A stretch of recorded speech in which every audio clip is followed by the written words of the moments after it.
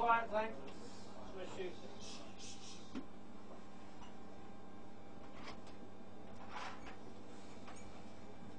Excellent, that's good. This is TopGear.com and welcome. Welcome to two fat old men on a pretend aeroplane. Are you going to ask us some questions, or do you just want us to talk? This is good. Well, but not. It's quite hard when you just turn the camera on. We're actually normally I've got something to say. That's okay. I'm now going to drink this tea.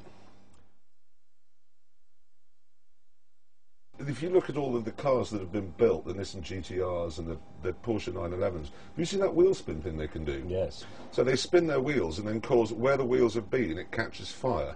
Yeah. That's quite clever. I wouldn't want to drive. So you're driving around on a sea of fire. There's a car that can become see-through as well. I know.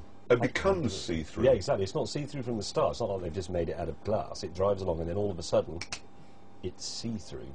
So there's some remarkable stunts in it, and obviously we have the Stig issue. He's become see-through as well. Even though he's become invisible. However, we have plans, and they will be unveiled at the Top Gear Live events in London and Manchester, London, Birmingham, somewhere up north. No, London, Birmingham and Ireland. And then obviously around the world. Anything can happen in Top Gear Live, so to some extent you'll just have to wait and see. That's what the BBC told you to say, isn't it? Is it right? Did I get it right? We actually have got a thing here from the BBC on what to say in various situations, which we haven't been... Go on, ask me how will the new Stig be No, unveiled. I'll give you the How will the interview. new Stig be unveiled? Anything can happen in Stig World. Anything can happen in Stig World, you'll just have to wait and see. Wait, I'll give you another one. They've all changed though, they've stopped saying. No, yeah. Amazing things. All right, if the Stig doesn't appear, will people be able to get their money back, seeing as he's on the posters? Can't remember that one. Anything can happen in Stig World. Oh, yeah. Anything can happen in Stig World, you'll just have to wait and see. Try me again. Okay, ready? What colour will the new Stig be? Ah! Anything can happen in Stig World. Oh, I thought... Oh, anything can happen in Stig World, you'll just have to wait and see. Exactly. This is the official BBC thing. We paid a lawyer to do that for us. I'm bloody glad we did, because I've made a right cock up of that. What colour is the new Stig? He's brown. He's brown with pink dots. He's brown, pink dots. Oh, no, he's not. They'll all want to their be honest, back. Top Gear, obviously, Top Gear Live happens before Top Gear, the TV show. Top Gear Live, therefore, is going to be an important stepping stone in Top Gear's varied history. And it's worth coming to see it. But do bear in mind that anything can happen. In Stig World. In Stig World, sorry, yes. And how's the filming for the new series going? Anybody been killed? No, so good. No, filming is progressing well, actually, for the new series. We have had the wettest few weeks I can ever remember. It's poured down every single day, which has just ruined everything. So we filmed our holiday road trip, rather. Yes, we went to America, and we had a. Well, we went all the way up the eastern seaboard. And do you know, the internet was the most brilliant thing. Yes, because we could see if our film was any good before we'd actually put it together. Yes, because what happened is one of the American fan sites decided to say where we were staying. How they knew, I don't know. But anyway, a lot of internet people came. Not just which city, this was the hotel plus the room numbers. The actual hotel in New York where we were staying. And then what they did was they decided that they would follow us or try to find us in Manhattan. And where it was rather brilliant is we got to Central Park South and lost Richard Hammond. Couldn't find him. He wasn't on the walkie-talkie.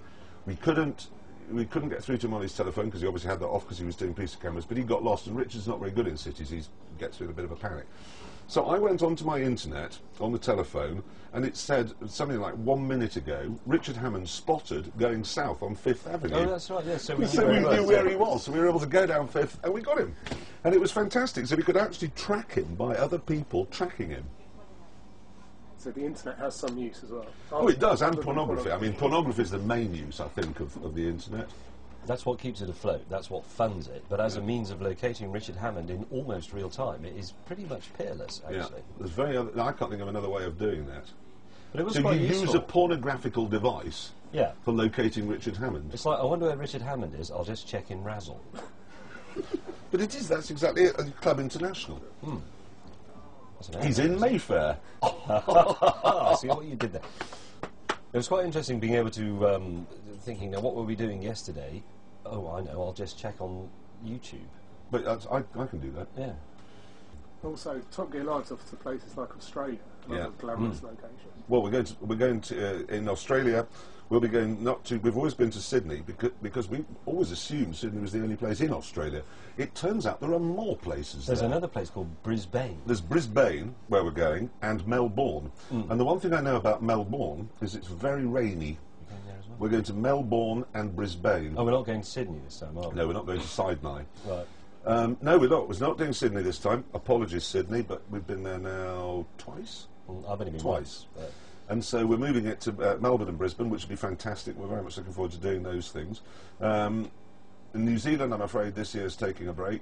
Then we've got an amazing idea in South Africa. Instead of doing an indoor show, we're going to move it along, and we've taken it over the Kyalami racetrack, all of it, where they used to have the Grand Prix until '93. And instead of having races where you sit there and a car goes by and you wait and then a minute or so later it comes by again, we're going to sort of divide it up. So you've got drag racing happening on the straight, drifting competitions happening there, classic car, whatever's there, then the three of us doing racing there, and we can have taxi racing, which I know to the rest of the world doesn't mean anything, but in South Africa it does. Taxi racing there. We can have stunt shows, we can have us three cocking about, because all three of us are going to be doing that. So South Africa is going to be it's going to be the Goodwood Festival of Yobbery. Is that a good way of describing it? Yes. And James May. Goodwood Festival of Yobs and me. Perfect.